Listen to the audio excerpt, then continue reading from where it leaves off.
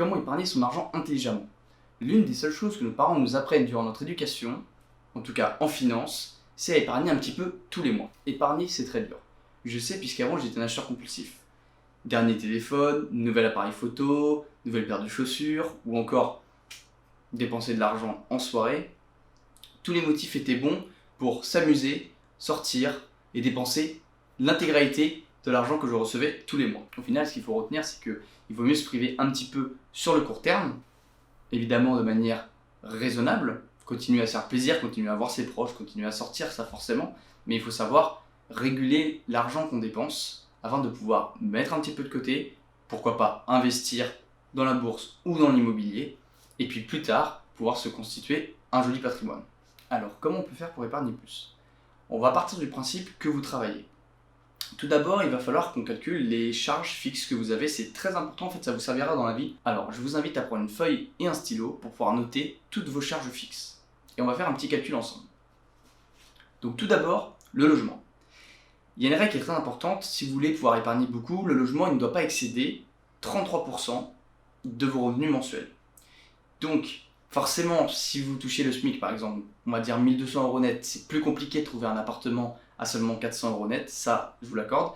Quand vos revenus augmentent, ce qu'il faut garder à l'esprit, c'est ne pas vouloir changer d'appartement, vouloir avoir tout de suite quelque chose de très grand, quitte à se ruiner ou que ça représente, je sais pas, la moitié de votre salaire. Ça c'est pas intéressant, il vaut mieux que vous restiez dans un plus petit appart pendant un petit moment, épargner plus, et comme ça plus tard vous pourrez vous acheter une maison, ou alors investir et louer un bel appartement ou une belle maison, tout simplement. Donc sur votre feuille, vous pouvez marquer combien vous coûte votre logement. Ensuite, vous pouvez aussi noter combien vous coûte la nourriture.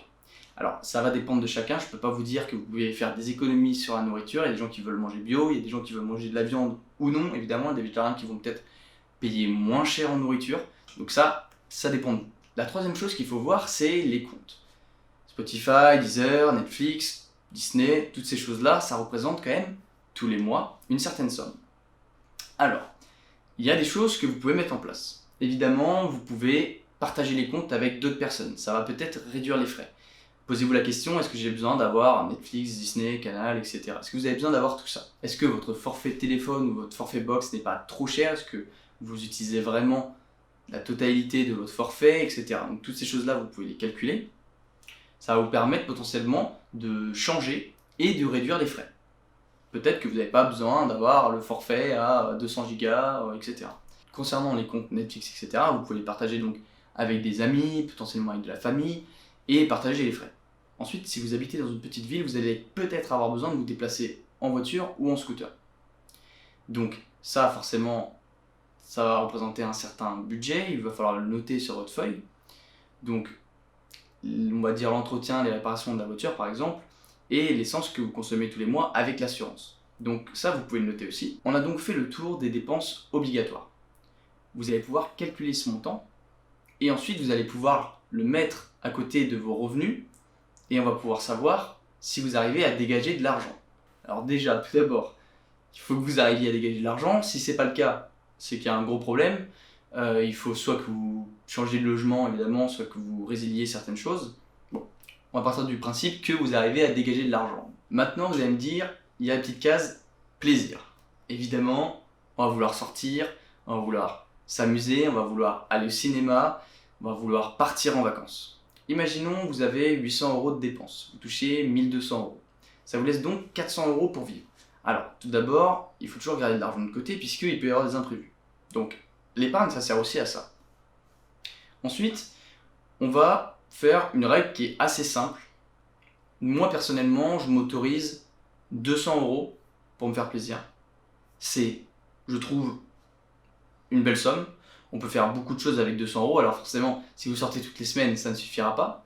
Mais il faut savoir être raisonnable. Donc si vous arrivez à avoir 400 €, vous pouvez vous mettre peut-être 150, 200 € de plaisir et mettre 200 € en épargne tous les mois. Si vous touchez plus, vous pouvez peut-être rester juste à ce montant de 200 € et épargner tout le reste. C'est grâce à ça que j'arrive à mettre 800 € en bourse de côté tous les mois et en plus mettre 400 € en épargne pour un futur investissement immobilier.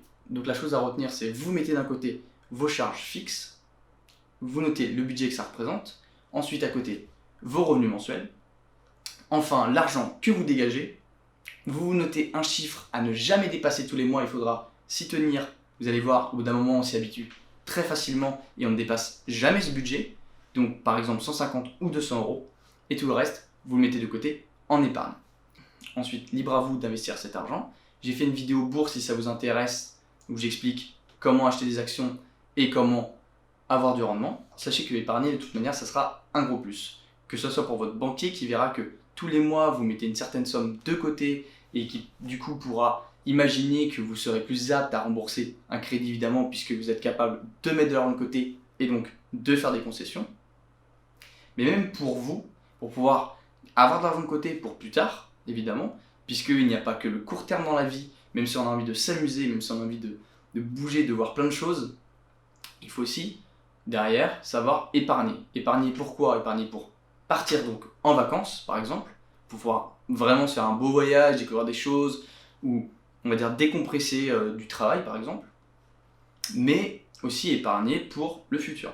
Alors, si tu as bien fait tous ces calculs, je t'invite à mettre en commentaire combien tu dépenses tous les mois, combien tu épargnes et combien tu voudrais épargner. Si tu as des questions, n'hésite pas à me les poser. Et puis nous, on se dit à la prochaine pour une nouvelle vidéo.